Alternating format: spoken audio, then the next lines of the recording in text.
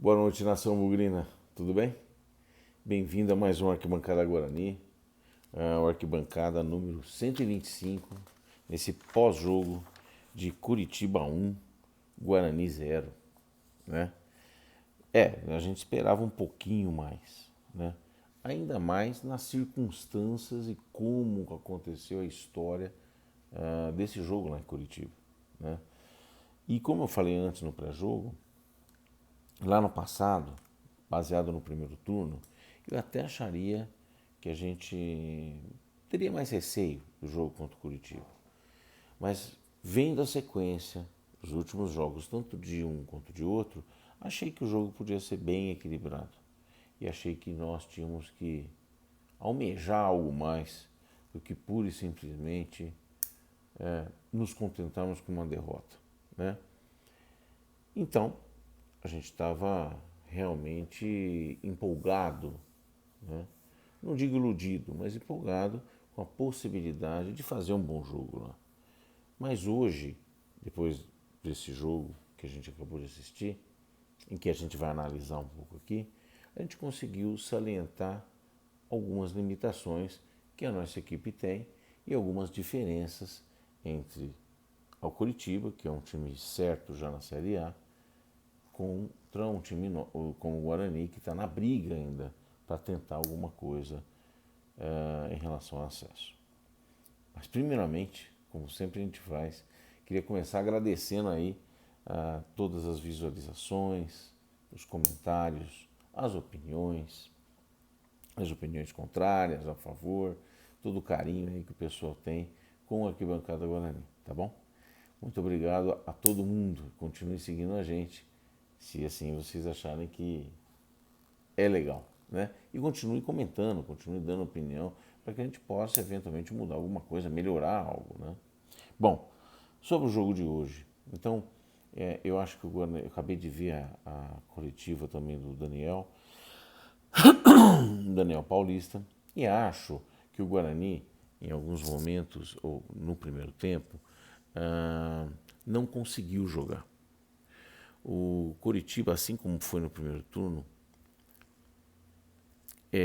demonstrou, jogando dentro de casa inclusive, tomou muito a iniciativa do jogo no primeiro tempo, mas principalmente marca muito bem. Tira o fôlego do time adversário, pelo menos nos dois jogos do Guarani. Não deixa o Guarani trocar mais do que 2 ou 3 passes, né? E dificultou muito. Marcou o Regis, não deixou que o Regis jogasse ou criasse alguma coisa. Tanto é que o Regis fez uma das piores partidas dele, na minha opinião, jogando pelo Guarani.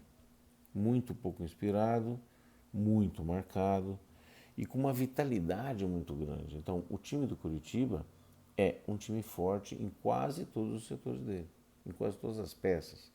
Começando pelo grande goleiro. Ele tem uma defesa muito sólida, principalmente o miolo de zaga. Lateral direito, o Nathaniel, muito bom jogador. O lateral esquerdo, que foi quem marcou o gol, menos esplendoroso do que o resto. Mas não vi também grandes deficiências. Mas é mais forte no lateral direito e no miolo de zaga. No meio de campo, eles têm pelo menos sempre 2 volantes jogando.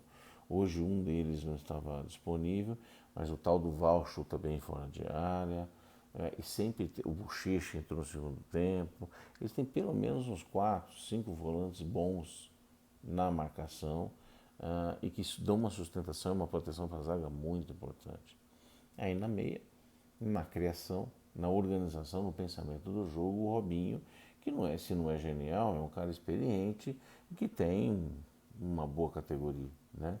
Na frente, o centroavante importante, o Léo Gamalho, fazedor de gol, que sempre chama a atenção da zaga adversária. E, além disso, alguns moleques, o Igor Paixão, que faz uma boa partida, e gosto muito também do Rafinha, que hoje jogou, né? Então, é um time bem armado, bem treinado, bem experiente, pesado na marcação, com muita vitalidade, né?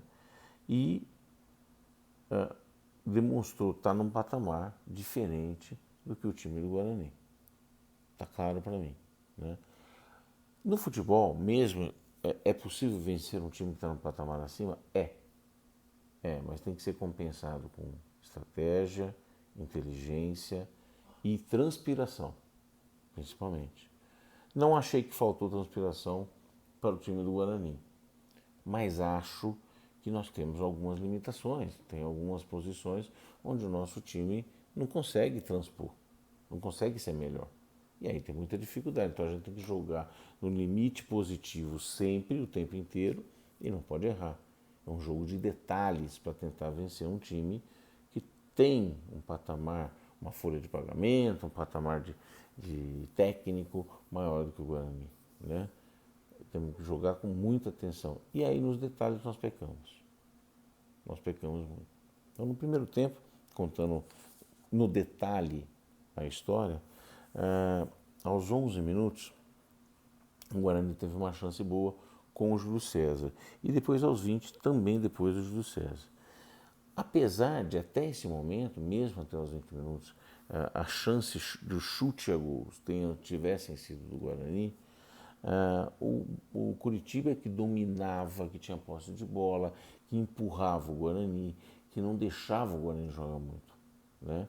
E aos 28 teve o gol do Biro num rebote do Rafael Martins. Então, primeiro, uma falta na cabeça da área, uma falta cometida pelo Regis. Acho que ele é culpado pela falta. Não sei nem se foi falta, mas o time do Curitiba tinha muita facilidade e espaço na cabeça da nossa área, como muitas vezes acontece em vários jogos. Mas o Curitiba, de maneira especial, estava explorando bem isso. O Val já tinha dado um chute de fora da área, teve um chute também, acho que pelo próprio Val, que bateu na barriga do Ronaldo Alves, ali na frente, sempre com liberdade para chutar. Nessa oportunidade, estava chegando, foi feita a falta, o Regis quem praticou a falta meia cavada e tudo mais. E no chute, na cobrança do volante Val, o nosso goleiro rebateu. Sim, na minha opinião, acho que ele falhou. É um frango. Não é um frango. Acho que houve uma falha técnica aí dele. Ele rebateu mais para o meio da área do que para onde ele deveria, que era para a lateral. E aí eu ouvi algumas pessoas falando assim, a zaga também não posicionou bem, eu poderia ter reagido, claro que sim, mas é muito difícil no rebote, para quem está querendo tirar a bola, muito mais difícil do que quem está chegando só para ajeitar para dentro do gol, como foi o caso do Biro, né? Então, teve falhas ou alguns outros jogadores que poderiam ter atuado melhor nesse momento? Claro que sim, mas o Rafael Martins foi a peça-chave para esse gol que nós tomamos, não tenha dúvida. Depois eu vou falar mais individualmente, mas de maneira geral, teve uma falha do goleiro, no rebote o cara marcou. Aos 39, aos 37, eles tiveram mais um chute, onde o Rafael, nesse caso, fez uma boa defesa, né? Ainda no primeiro tempo. Viemos para o segundo tempo. E para o segundo tempo, o Guarani precisaria mudar um pouco essa atitude, né? E não foi isso que eu vi no começo do segundo tempo. O começo do segundo tempo parecia a continuação do primeiro tempo, né? Onde o Curitiba ainda mandava nas ações. Isso aconteceu até 10, 15 minutos. Depois dos 10, 15 minutos, nós fizemos as primeiras modificações, né? Tirou o Rodrigo Andrade, entrou o Índio, tirou o Todinho, entrou o Andrigo. E aí nós, por incrível que pareça, o Índio entrou bem. Acho que fez uma boa partida no momento que jogou. Não porque ele é melhor que o Rodrigo Andrade, mas porque ele entrou com uma energia que o Rodrigo Andrade não estava, uma seriedade que o Rodrigo Andrade não estava. Então ele reforçou mais a marcação nesse meio de campo e o Andrigo entrou no lugar do Todinho. O Todinho não estava bem, não criou nada. E o Andrigo deu um pouco mais de qualidade nesse toque de bola. Nós passamos a tocar um pouco mais a bola do meio de campo para frente, né? Com isso, o Guarani começou a aparecer um pouco mais depois, né? Então, ainda assim, aos 4 minutos, uma cabeceada do Gamalho, boa, por cima. Aos 17, o Igor Paixão também tem uma outra cabeceada e o Rafael faz muito boa defesa, diga-se de passagem. E aí nós tivemos uma jogada boa aos 20 minutos, né, numa tabela, num contra-ataque. O Sávio toca para o Bidu e o Bidu, após o chute dele, o Wilson faz boa defesa, faz muito boa defesa, com uma mão só. Aos 39, o Lucão chuta, o Wilson faz boa defesa e num rebote o Renanzinho perde um gol e vai para o escanteio. No escanteio, a jogada do pênalti. Quando a gente tem a chance de presente, foi um pênalti besta pra caramba, do Vagninho no Bruno Silva, na entrada da área, mas pênalti. E a gente herdou esse pênalti, ganhou esse pênalti e desperdiçamos com o Regis, com aquele que a gente achava que de maneira alguma podia desperdiçar. Enfim, algumas pessoas disseram que ele bateu bem o pênalti, eu não achei. Não achei que ele bateu o pênalti. Não estou querendo crucificar aqui o Regis, mas não fez boa partida e não bateu bem o pênalti, não. A bola bateu no travessão e desperdiçamos uma chance de empate. Do ponto de vista emocional, isso é muito ruim. Perdemos pênalti aos 41 do segundo tempo. Por quê? Porque apesar de, em linhas gerais, o Curitiba, na maior parte do tempo, ter dominado a partida, o Guarani teve essa chance de empate, né? E nessa reta final, vai ter muito disso. Vai ter muito de demonstrar, saber demonstrar que está na reta para subir. Por exemplo, depois também vamos falar mais, mas o CRB está demonstrando aquilo que a gente achava que ia acontecer. Está se mostrando frágil na reta final. Ontem perdeu em casa um jogo de 6 pontos contra o Avaí, né?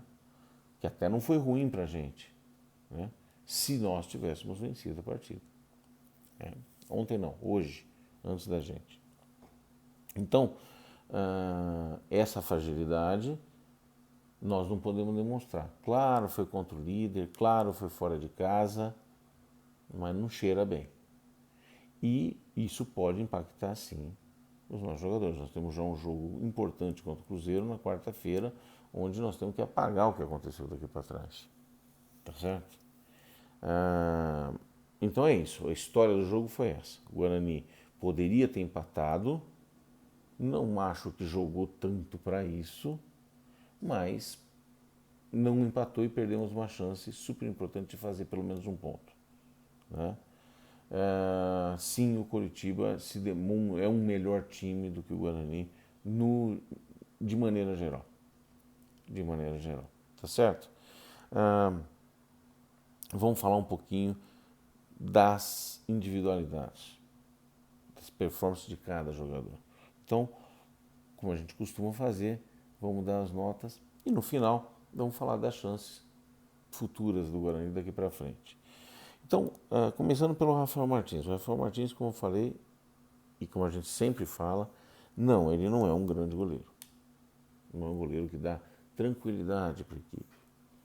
Mas temos que ser justo dizer que nas últimas, 3 ou 4 partidas, ele não se ouve tão mal assim. Algumas falhas pontuais, algumas demonstrações de falta de conceito, falta de fundamento do goleiro. Então faz uma jogada que a gente fala meio estapafúrdia, mas eu não acho que ele é o culpado eventualmente. Se o Guarani não subir, foi só ele. Não, mas a gente começa um time não tendo um bom goleiro. Não é aquele ditado de que o time bom começa pelo grande goleiro. Não é o nosso caso. Então substitui. Nós não temos esse goleiro. Então o Rafael Martins talvez seja mais ou menos equilibrado com o Gabriel Mesquita e é o que temos. Então não adianta substituir porque não vai ter coisa muito melhor que ele no banco. A não ser que emocionalmente, eventualmente dê uma sorte, mas é mais ou menos a mesma coisa. E hoje sim, ele falhou. E se não tivesse falhado? Se não tivesse falhado ou se tivesse não digo encaixado, mas espalmado mais para a lateral, né?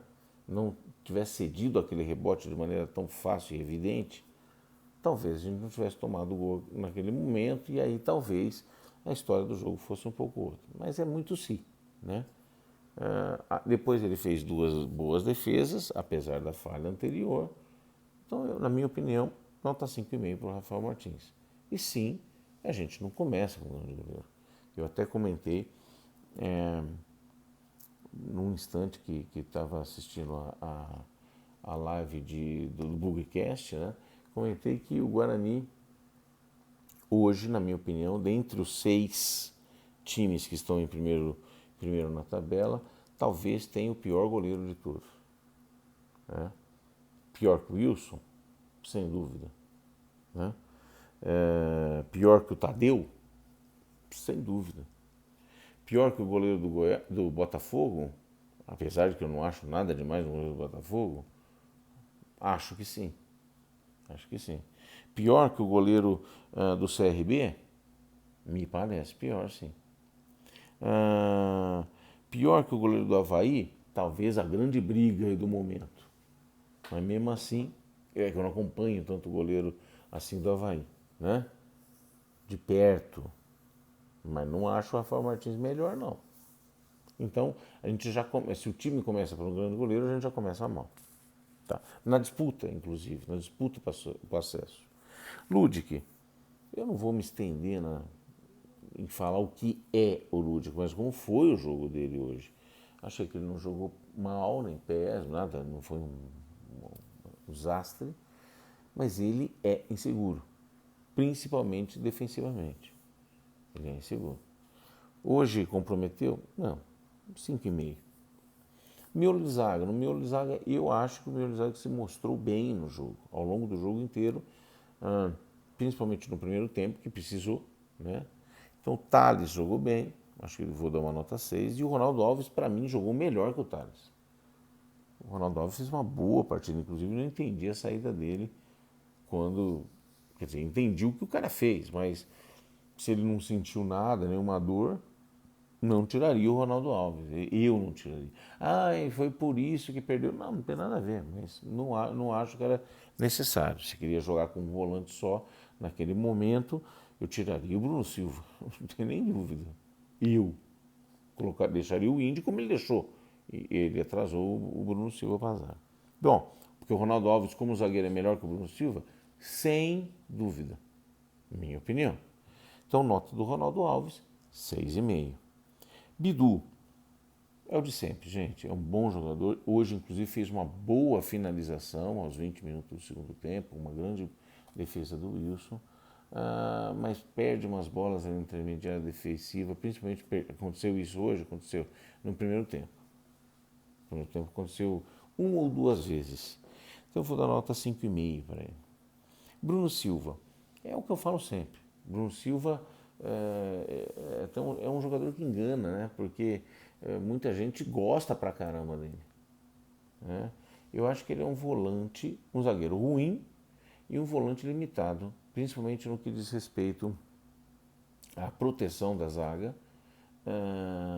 Então, se ele precisa virar o corpo para passar a bola, provavelmente ele vai errar o passe. E muitas vezes ele erra o passe e ele é lento na recuperação e na defesa. Então, não acho ele um bom volante, definitivamente. É o capitão, não estou dizendo nem pessoalmente como é, porque nem conheço direito, mas a gente interpreta e percebe que ele tem uma liderança sobre a equipe, né? Pode ser importante do ponto de vista da liderança, mas eu não acho um bom volante, não. 5,5. Hoje, 5,5. Jogou até o final, ainda foi para a zaga, enfim. Rodrigo Andrade, acho que ele tem melhores atributos técnicos do que o Bruno Silva. É uma posição diferente, não tenha dúvida, no segundo volante. Hoje não vi bem, tomou algumas decisões erradas. No segundo tempo, por exemplo, um contra-ataque onde ele tomou a decisão errada, foi passar para o Bruno Silva, que estava na esquerda naquele momento, e jogou a bola para fora. Quando o passe rasteiro, na minha opinião, ali era a melhor opção. E como ele sabe fazer, não tinha grande grandes segredos ali para tomar essa decisão, mas ele tomou algumas decisões erradas, perdeu algumas bolas no meio de campo que errou muito passe. Eu não gostei do Rodrigo Andrade. Achei que ele não fez boa partida. Eu vou dar nota 5. Aí o Regis, né? E eu acho que a gente tem que medir com a régua e com o potencial de cada um, né? O Regis, com certeza, pelo menos até então, vem sendo um grande destaque, né? Marcou gols importantes. É um cara de habilidade, não tenha dúvida nenhuma. Mas hoje fez uma partida muito ruim. É uma partida em que ele foi muito marcado, é verdade, mas que errou muitos passes, fez a falta, cometeu a falta, cravado ou não, mas cometeu a falta no primeiro tempo que originou o gol, e depois teve a chance do jogo, né? E a gente castigou o Lucão de ter perdido a chance do jogo contra a Pinguela. Então nós temos que dar responsabilidade aqui também, né? Errou o pênalti, 1. 2, não acho que bateu bem, então não fez uma boa partida. 4,5 para o Regis. Mais ainda, algumas pessoas falaram assim, né, o Lucão outro dia bateu um pênalti mal, mas fez. Hoje o Regis bateu bem e errou. Vou discordar do conceito. O Lucão no outro dia bateu feio, bateu mal e acertou. Hoje o Regis não bateu feio, corpinho ajeitado, perninha não sei que jeito, não bateu de bico, tá bom. Bateu mal, porque a bola bateu na trave, se bate bem é dentro do gol, né? E perdeu o pênalti. Então não dá para salvar. Não dá pra... isso acontece? Claro que acontece. Ninguém está aqui discutindo o que acontece ou não. Mas dizer que o Regis jogou bem ou bateu bem o pênalti, nem fez nenhuma coisa e nem outra, né? Sinto muito. Então Regis hoje, 4,5. Sávio, não fez boa partida, fez uma enfiada boa para o Bidu, achei boa, mas também tomou algumas decisões erradas. É mau jogador? Não é. Mas em alguns jogos ele desaparece. Eu não vou me arriscar a dizer que nos jogos importantes ele desaparece, porque teve um ou outro jogo importante que ele marcou o gol. Tá certo? Então, até no último jogo ele fez o gol de cabeça, mas quero avaliar melhor. Tá fazendo uma boa temporada, não tem dúvida, mas hoje não foi bem, não. 5,5. Tomou amarelo. Todinho. O Todinho, eu tinha esperança que ele vinha gradativamente melhor, então ele fez um derby não bom. Antes ele tinha entrado só um pouco, depois no último jogo ele jogou um tempo razoável, fez até um gol, mas estava impedido. Eu vi lampejos ali, falei, puta, acho que vai vir melhorando, tá pegando o ritmo. Hoje, muito apagado. Muito apagado. Você tem uma ideia, o Lucão jogou quanto tempo? O Lucão jogou 10 minutos, 15 minutos com os descontos. Ele deu um chute no gol que o Todinho não deu, né? Por incrível que pareça. Enfim, não foi bem não, Todinho 5, no máximo.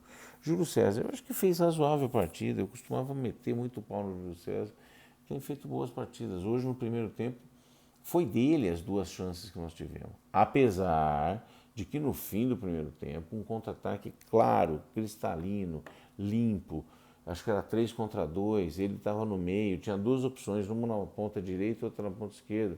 Ele fez um passe horroroso para a ponta direita. Horroroso. Perdemos uma grande chance de empatar no finalzinho do primeiro tempo por causa da jogada dele. Então, esse ponto negativo ele teve. Mas fez razoável partida, depois foi para a ponta direita no segundo tempo. Não achei mal partida. Não achei mal partida, não. Eu vou dar nota 6. Dos que entraram, quem entrou primeiro, né? Índio e Andrigo. Índio, achei que entrou bem. Até porque a gente comparou um pouco com a atitude até do Rodrigo Andrade, né? Eu achei que o Índio entrou acordado, foi importante para marcar, reforçar a marcação, perdeu menos bola, deu uns toque bonzinho lá Índio, mas não foi mal não. Eu achei que foi bem. Vou dar nota 6 pro Índio. O Andrigo deu mais qualidade para o time, não comprometeu, fez o Guarani tocar um pouco mais, 5 para o Andrigo. Depois entrou o Carlão, entrou no lugar do Thales, que sentiu uma contusão. O Carlão entrou e eu acho que não comprometeu, fez do que eu vi, ele foi bem, não precisou muito, porque o segundo tempo o Curitiba estava um pouco mais satisfeito, talvez, ou baixou o ritmo, né? Então, Carlão 5,5. E depois os dois últimos que entraram foi o Lucão e Renanzinho. O Lucão não achei que entrou mal, não achei que entrou mal. Ele teve essa chance aí aos 39 minutos, que originou inclusive o escanteio que viria a originar o pênalti. Ele fez o certo no chute, quando ele chutou, o Wilson fez grande defesa. E o Renanzinho, eu não vi tocar na bola, só vi perder aquele gol na sequência da jogada do Lucão. Perdeu um gol feito, né? Mas não foi mais nada. Então 4,5 para o Renanzinho. Daniel Paulista, vou dar nota 6. Vou dar nota 6 porque acho que ele vislumbrou algumas coisas corretas e substituiu razoavelmente bem. Não entendi só a escolha por tirar o Ronaldo Alves e colocar o Lucão quando então ele queria jogar com volante só, que era o Índio, mas eu tiraria o Bruno Silva. Só isso. A partir de agora, gente, desespero total? Não, nosso time continua sendo aquele time de antes. É um time limitado, é um time razoavelmente equilibrado, que vai ganhar, não vou dizer com facilidade, mas de maneira bem sóbria do pessoal do pelotão do meio para baixo e que vai sofrer para ganhar do pelotão do meio até a 7ª posição e vai sofrer, vai suar sangue para ganhar dos caras que estão disputando para subir ou perder. É essa a história, não tem nem dúvida. Não tem nem dúvida. E tem que demonstrar personalidade, principalmente nos jogos em casa. Então, o Guarani falta 21 pontos em 12 jogos. Ele tem que fazer 21 pontos em 12 jogos, que seriam 7 vitórias e 5 derrotas, ou 6 vitórias e 3 empates com 3 derrotas. Um aproveitamento que ele precisa de 58,3%. É isso que nós precisamos. E até agora a gente vem fazendo 53%. Então precisa de 58% e está fazendo 53%. Não é muita diferença, mas vai ter que jogar mais nos próximos jogos. Tem 6 jogos em casa, 6 jogos fora. Continuo dizendo que eu acho que os principais jogos, o Guarani tem CRB fora, é um jogo chave, Goiás e Avaí dentro de casa, antepenúltimo e penúltimo jogo, importantíssimos. Se o Guarani ainda estiver brigando. Eu acho que pode estar brigando. Tem alguns jogos bem ganháveis em casa, né? Então o Guarani pega o Cruzeiro agora quarta-feira, um jogo chave pra gente, importantíssimo se puder ganhar. Ganha jogando em casa. Depois pega o Brusque fora, que dá para roubar uns pontos. Londrina em casa, obrigação ganhar. CRB fora, guerra. Precisamos trazer pelo menos um ponto. Confiança em casa, obrigação ganhar. Aí Sampaio Corrêa fora, acho que dá para trazer um empate. É jogo empatável no mínimo. Vasco em casa, jogo importantíssimo e vai ter que ganhar. Não é fácil, mas vai ter que ganhar. Vila Nova fora, acho um time fraco, Vila Nova. Mas perdemos em casa de 4-1. Brasil fora, jogo ganhável. Vai estar rebaixado já, nessa altura do campeonato. Depois dos dois jogos chaves, Avaí e Goiás em casa. E por último, Botafogo, que para mim tem que colocar na conta como derrota. Por quê? Porque não dá para deixar para a última rodada com o Botafogo lá. Se deixarmos para fechar a nossa classificação, o acesso, eventualmente, contra o Botafogo, nós estamos fora. Né? Não é fácil subir, não. Não é fácil subir. Hoje, nós temos, eu acho que o Curitiba já foi, e eu acho que o Botafogo amanhã vai entrar nesse de já foi também, porque vai ganhar em casa. Né? Tendo sido isto dito, são 2 vagas para 4 times. Quem são esses times? Goiás, CRB, Avaí, Guarani. Dos 4, o Guarani é o último. Acaba a rodada no último lugar desses 4 candidatos. Pode subir? Pode subir. Vai depender de como reagir a essa situação que hoje não foi simples, tá certo? Gente, um grande abraço para vocês, muito obrigado por mais esse acompanhar-nos nesse pós-jogo e até a próxima rodada, se Deus quiser, lá no pré-jogo do nosso jogo contra o Cruzeiro, tá bom? Um grande abraço para vocês e até lá. Tchau, tchau.